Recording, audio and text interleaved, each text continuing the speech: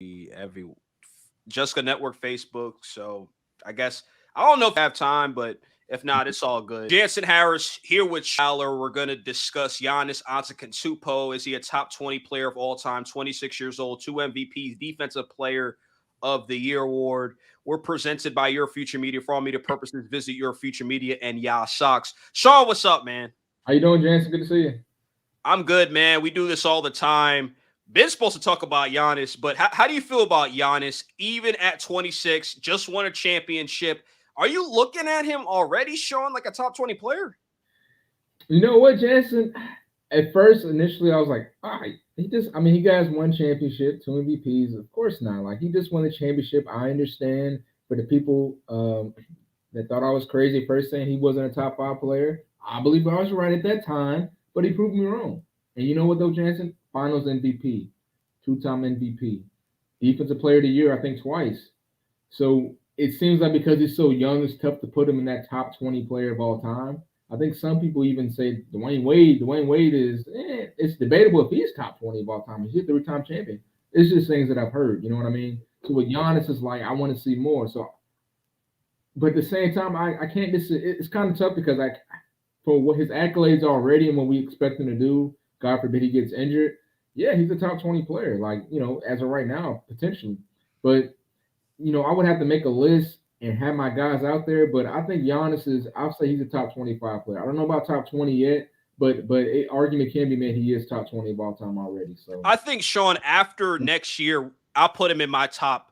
I'll put him in my top 20 of all time, just accomplishing what he's able to accomplish. I love that 50 piece. That 50 piece to end things in a finals. That's how you take control of a game. I love what they did against the Nets in Game 7. Kevin Durant gave his best performance, but you see Giannis coming back, doing what he had to do. Middleton doing what he had to do. Holiday doing what he had to do. Look, he took a shot at Kevin Durant and LeBron James when he said, I didn't need a former super team. And that's how we're going to look back at this. Right. He is so young. He is. The conversation a couple of years from now, Sean, if he gets another one, is he already a top 10 player of all time? Some people are trying to say, oh, look at Kevin Durant and what he was able to do. Look what Giannis is able to do, or who's the best player in the league. I think right now it's 1A, 1B with Giannis and Kevin Durant. We're looking at both of them and saying, who's the best player in the league? Who's the best player in the world? But back to answer the question, it's tough. People's lists are different. Some people probably don't have Steph Curry yet in their top 15, depending on who you ask. Maybe me or you. But if you ask some guys in the 40s, 50s, 60s, maybe not, Sean. So it's hard to even say who's the best player in the league, which I'll give Giannis a little bit maybe edge over Kevin Durant. But for me, it's really a tie, depending on the day, how I feel. Right. But it's tough. Do you even view Giannis as the best player in the league right now? I have him. You know what? I got him number 2. I still have him slightly behind Kevin Durant. I think Giannis, though, like you said, 50 points, 5 blocks in that Game 6 silly game in Milwaukee at home. But again, to have 5 blocks and 50 points, you're not scoring 50 points from the 3-point line. Like I think he probably had 1 3 at the most, and 17 and 19, I believe, from the free throw line as well, which is an area we know who struggles at. For him to be clutch, I think that's clutch though. Because Giannis, I feel like their closer is Chris Middleton, but for Giannis to still get 50 points, not hit many threes, if one at all, be so efficient from the free throw line and be great defensively. I mean, how could you not? How could you not have him in your top 5 at least? Possibly, I have him number 2. I still have Kevin Durant number 1 barely, just because I feel like Kevin Durant. I feel like there's really no weakness on him. There's no weakness on his game. You know what I mean? Again, my thing on Giannis is like there's some weaknesses in his game I feel like other players don't have. But when you step up in the finals like that and you end up being a finals MVP, I got to give it to you. So for me right now, Jansen, I'm going to have Kevin Durant just slightly because I don't see too many weaknesses in his game. And they came from just an inch of beating Milwaukee in that game. I think it was Game 6 at first in that Game 6 against Milwaukee when Kevin Durant hit that game-winning shot, but it was a game-tying shot, I should say. So I got Kevin Durant slightly, though. Yeah, that's an interesting one because I wonder if Kevin Durant, if that was considered a 3 and they knocked out Milwaukee, if that Nets team without Kyrie Irving could have won that championship, or if Kyrie Irving would have even came back. So that's always an interesting thing. But here's something about Giannis that I like, man. It's him, it's Hakeem, it's Michael Jordan, with the only three players with an MVP, a Finals MVP, Defensive Player of the Year award, and I was an MVP and an MVP, I think, yeah, or a Finals MVP and Defensive Player of the Year award, which is impressive. Kevin Durant's never won Defensive Player of the Year before. LeBron James has never won Defensive Player of the Year.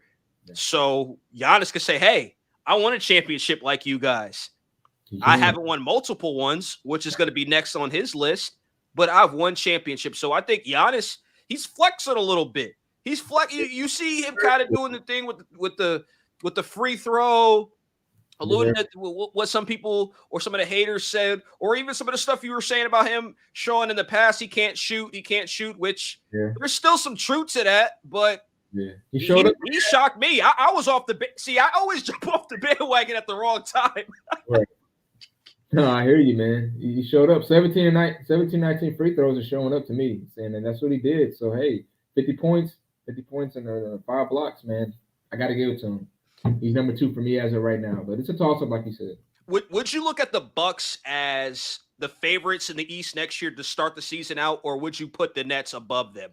For me, man, I always say, in order to be the champs, you got to be the champs. And the champs is still the Milwaukee Bucks. We understand that Kyrie Irving was out for the Brooklyn Nets pretty much most of the series, if not the whole series. James Harden was hurt for half that series, so we understand that if Kyrie was there, hey, if hypothetically maybe the Nets won that game, it came from an inch without Kyrie Irving. If you add another player, all-star like Kyrie Irving, to me, a top 15 player, then the Nets win. So I understand that, but at the same time, hey, you play who you play. And the Bucks, they still weren't a super team. James Harden, although if he was hobbled, he still was out there, right? He was still playing. If James Harden would have got 20 points, I'm like, James Harden, the Nets are still supposed to win, but James Harden didn't look good. And we understand James Harden, even if he's healthy, he hasn't always had the best history in the playoffs either.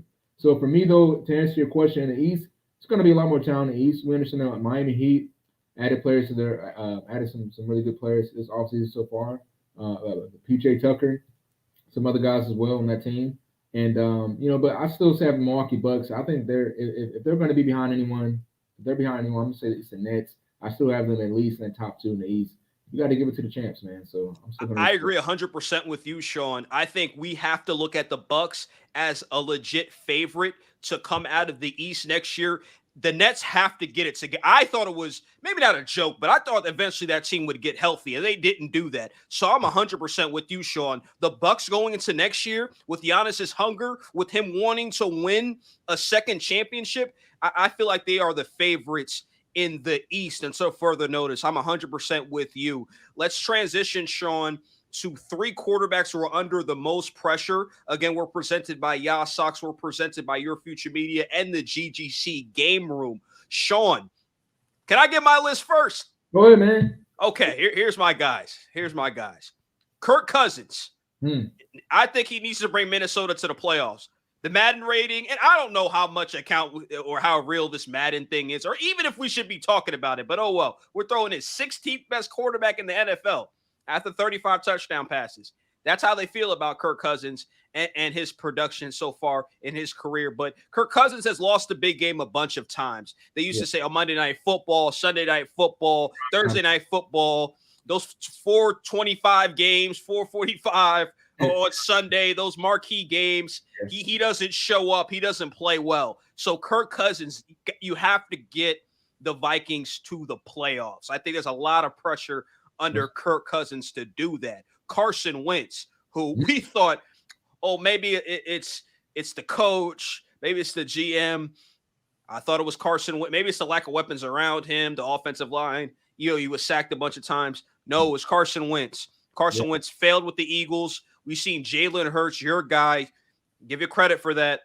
He produced some type of offensive production. Not saying he's great, but look, he was a lot more competent than what Carson Wentz was. So Carson Wentz with the Colts, pretty good offensive line, pretty good running back. They have weapons. They have a top 10 defense. if I don't know what this injury is looking like, the timetable on that, but if he comes back, there's going to be a lot of pressure on him to get this Colts team to the playoffs and to make a deep playoff run and win. Because again, that was Nick Foles' championship team and not his.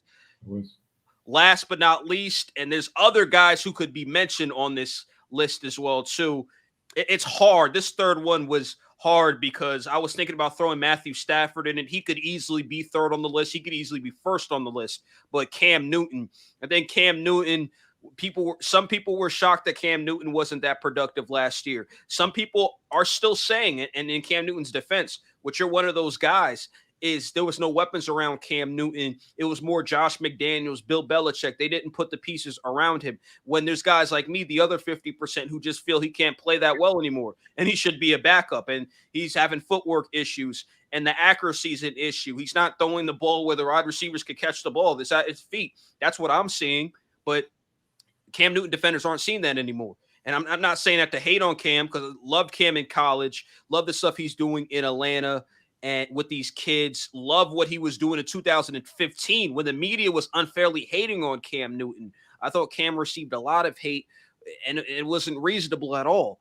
But Cam Newton is definitely one of those guys who's going to have a lot of pressure on him. And I don't care. I'm going to throw his name in there too. He said 3, but here's 4. Matthew Stafford. There's no more excuses for Matthew Stafford now. Matthew Stafford with this Rams team. Look, Sean McVay, you throw him in there too. Les Snead, all 3 of those guys. It's win now mode. It's deep playoff championship mode the next 2 seasons, or somebody has to lose their job and legacies are on the line. So Matthew Stafford, his name should be up at the top of the list as well too. Sean, what's your list? Yeah, Jansen.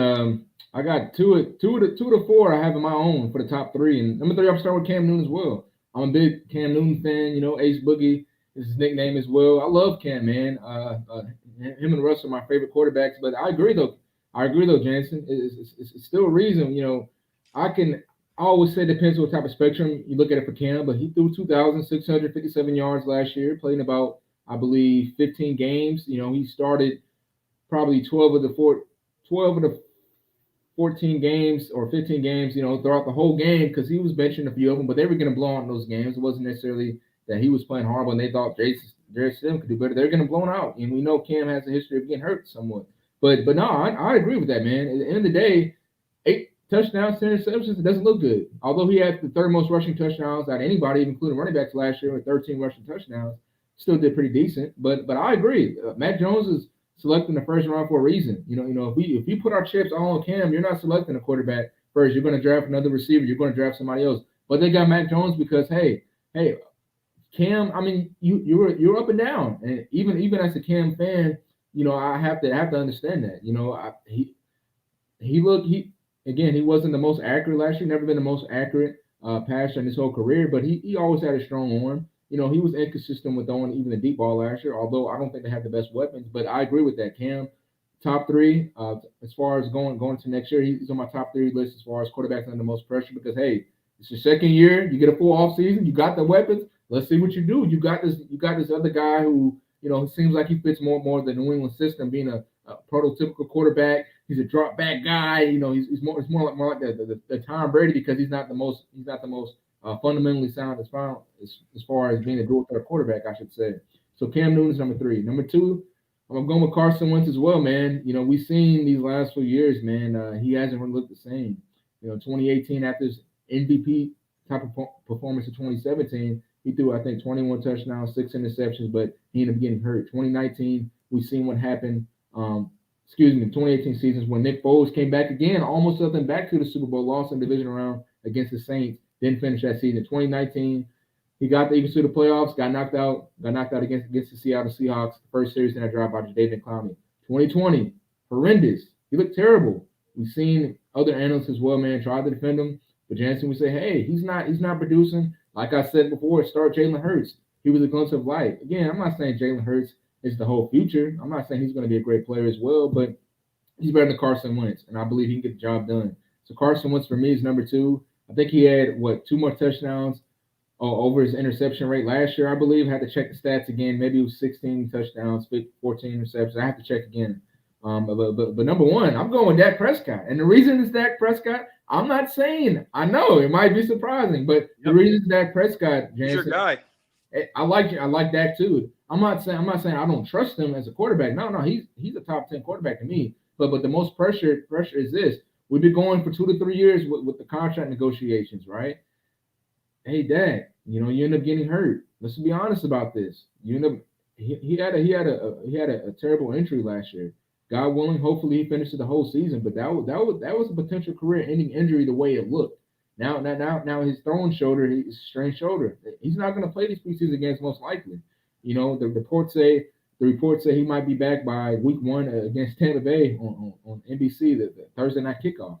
And if you missed basically a year and a half because you haven't really played, you know what I mean, or at least coming up to a year, I mean, it's cool. You've been in training camp and things like that, but your shoulder injury, and you're not probably going to be active until week 1. It's going to be tough. You know what I mean? We just gave it a contract. Now it's not your ankle. Now it's your shoulder. Again, I'm not saying that Dak is going to be bad or anything this year, but all I'm saying is it's a lot of pressure, and also being the face of the franchise of the Dallas Cowboys. That's a lot of pressure, especially going to the year 1 of your new contract, which is what he's probably like a top 3, top 4 to 5 player. As far as quarterbacks on the list, maybe top 3. So I have Dak Prescott as my number 1, only because of the injuries, the contract situation, and also he's the face of the franchise, the Dallas Cowboys, man. And I feel like that's a lot of pressure. Now, does he have to prove himself? Not necessarily from the quarterback stature, but I feel like with the expectations come in, I got Dak as number 1. Sean, I got a couple more Dak questions for you.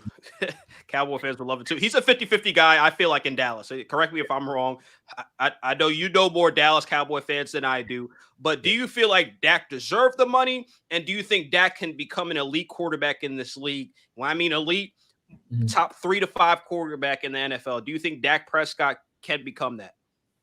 Yeah, man. Well, the first thing is this: when you said does he deserve the money, it really depends on the team. You mentioned Matthew Stafford in your top 3 as well as far as the pressure, or top 4, I should say, the pressure going into the season. The reason I bring up Stafford is because the Lions paid him a lot of money. Because sometimes you can't really. They're in the middle of the team. We're not really going to draft a guy because we know he's talented. So we're gonna give him all the money because we at least know we're good at this position. So with the Cowboys, are you gonna say forget that? We're gonna go draft another guy, or are you gonna go ahead and pay that? So he deserves them. The Cowboys need to pay him. He deserves the money. Now he's an elite quarterback. I have Dak as a tier 2 guy.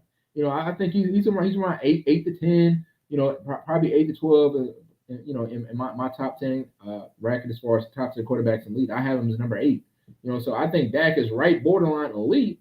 He's continuing to make strides each and every year. He was on pace to throw 5,000 yards, although he only played a quarter of the season last year, his first 4 to 5 games. So Dak is continuing to get better. I think the Cowboys, ironically, I know he got hurt on a running play, but he's a dual threat quarterback still. He reminds me of a modern day Donovan McNabb a little bit. He can still move a little bit, has a strong arm. You know what I mean? Not necessarily always talked about a top 5, but he still could be a Pro Bowl quarterback. So with me, I think for the Cowboys' sake, yes, he deserved the money.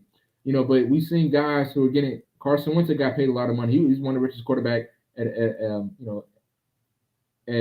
a time, and he wasn't necessarily a top 5 quarterback, but he got paid like it. Jared Goff. So does he deserve the money? These other guys are getting paid. Yeah, why not Dak? And of course, the Cowboys need him. And do I think he can be elite one day? I do. I think it's something about Dak, man. I see this poise and I see this leadership, man. And if he can stay healthy, I could definitely see the Cowboys possibly reach an NFC Championship, and Dak, continue to get, continue to climb up that chart and being one of the lead quarterbacks. So I do see it. I do see that potentially in that. Jansen Harris here with Sean Fowler. We're talking NBA. We're talking NFL. We're presented by Yah Socks. We're presented by Your Future Media and the GGC Game Room. Sean, let's go to our last question. Dark horse teams in the NFL. What teams you got doing well that people aren't really talking about? Well, I got 2 teams, man. I might come up with another one, but the AFC, man, I'm going to start. I'm going to go to NFC first. And NFC, I'm going to say the Arizona Cardinals. Kyler Murray, the Cardinals started okay the first half of the season. I think they were about 6-3. First 9 games, looking pretty decent. I remember before that Kyler Murray was in talks of possibly getting an MVP type of candidate. I'm not saying he was ever necessarily strongly consider that. But the first half of the season, you have the Russell Wilsons, the Josh Allens. Colin Murray was in there because of his running ability. I say the Arizona Cardinals a dark horse team because look, we understand NFC West. To me, I think it's the toughest division in the league. You got Seattle, Absolutely. you got Matthew Stafford now in Los Angeles. You got San Francisco coming strong now. They're going to be healthy this year. Also adding a Trey Lance. Also having of course Kyler Murray and Cliff Queensbury. You know they're starting to have more of that repetition, more of that scheme together. And you bring in a J.J. Watt with the Chandler Jones, who I heard wants to be traded, but hey, they might re-sign him. I don't know, but all I'm saying is you're bringing a team who's starting to get more comfortable with each other, and I think this team. If Colin Murray can stay healthy, I know he was banged up with the shoulder last year. I think that can be really serious, man, because you still have to count with him running the football and actually finally having a full offseason with DeAndre Hopkins, which they didn't have last year because of COVID. So I got the Arizona Cardinals as far as my NFC team. AFC team, man, this might be a stretch. I'm saying your Jets. And the reason I say your Jets is because I like what I see from Zach Wilson. Yes, they haven't played a preseason game yet. Yes, I understand it, but having Robert Salsa, I believe might be his name, the head coach. I think it's going to bring some fire in there, man. And let's not forget, even though this Jets team might be different from last year, they beat the Los Angeles Rams last year, a playoff team who made it to the division round. That was the first game the first team they beat last year. So I feel like with Zach Wilson and some of these guys coming back, man, I think the Jets might have something to say in the AFC East. I didn't want to be too predictable, you know what I mean? So I think the Jets might have something to say in that division. I'm not saying they're going to win the division. I know it might surprise you, might make you a little happy, Jansen. But I got the Cardinals and AFC and the Jets making some noise in the AFC. Okay. My dark horse team, I don't really know if they're a dark horse team because people are always 50-50 with this team.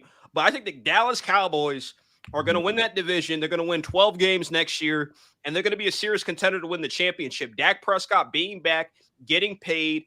This offense is going to be clicking on all cylinders. They have the weapons. They have Elliott running the football. I think Elliott will be healthy.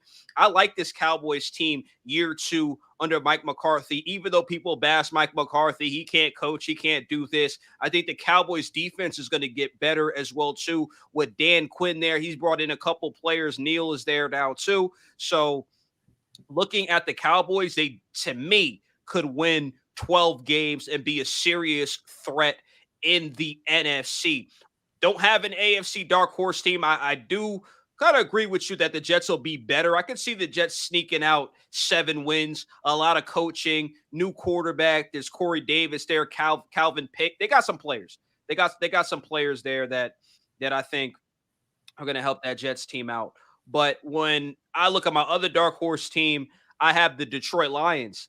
I think the Lions are flying under the radar. They have a new head coach. They have a new general manager. I think Jared Goff wants to prove he wasn't the problem. And when you look back at those successful Ram teams, he got them to the Super Bowl. So he's looking at it like this. Why am I going? Why am I getting traded for Matthew Stafford? Is Stafford really that much better than me? Is he? Where was his success at? So I think that's how Goff is going to be looking at things. So I would not be surprised if this team runs the football well, that play action pass, Goff throws the ball down the field. There's going to be opportunities for this Lions team. They're flying under the radar. I think teams are overlooking them completely because the NFC is stacked. There's a lot of good quality teams in the NFC, especially in the NFC West, how you explained. But looking at this Lions team, I think they're going to fly around the ball. They're going to get some sacks this year, and they're going to make potentially a run, maybe at 8-9 wins, maybe surprise some people and try to get that playoff berth. Maybe. So I could see that team improving. I don't know if they're going to be a playoff team like I think the Cowboys, but this is a team that they're flying under the radar, and I could see them having some early season success as well. Maybe start 5-1 or something like that. So watch out for the Lions. They're flying under the radar. There's still some questions with Minnesota. There's some questions with Chicago, and there's some questions with Green Bay and how the Packers are going to play this year with all the drama. So, yes, the Packers still the favorite. Minnesota should be a better team. Chicago, maybe, but don't sleep on Detroit coming in last in that division. That's what I'm saying. Yeah, and I'm just going to throw on my AFC team, the Tennessee Titans. Obviously, we know the addition of Julio Jones, a 1-2 punch for A.J. Brown. Derrick Henry is the best running back. I think we both can agree in the NFL right now. And I think this is the thing, though, man. Mike Vrabel, since he's been the head coach, they've continued to get further in the playoffs each and every year, or at least have a playoff berth. Before Tennessee Titans is kind of like the Falcons. Oh, they got talent, but they're not really good. They're not really going to do anything. They're probably not going to make the playoffs. They're going to be around in the hunt. They're always going to be in the hunt. Late December, early January, they'll probably be in the hunt. But now, man, we've seen what they did 2019. So they did in 2019, being the Baltimore Ravens, making the AFC Championship game. Now they end up losing against lost last year in the wild card game against the Baltimore Ravens as well. But you added Julio Jones to that team. I feel like this: if Julio can stay healthy, man, Ryan Tannehill is in that top 10 to me as well. If Julio can stay healthy, I think it's going to be hell to pay for the other AFC teams, man, because either going to stay 8 in the box and try to stop Derrick Henry, or you're just going to go ahead and roll out Ryan Tannehill, who's also, I believe, a dual-threat quarterback, can move the chains with his legs. Who pick your poison? Who are you going to stop, Julio or AJ Brown? So I think when it comes to January, man, I can see the Titans being something. I think so too. The Titans are a Super Bowl contender. I could see Ryan Tannehill. Can't believe I'm saying this now, but Ryan Tannehill could be this season. I could see him being a top 5 quarterback in this league.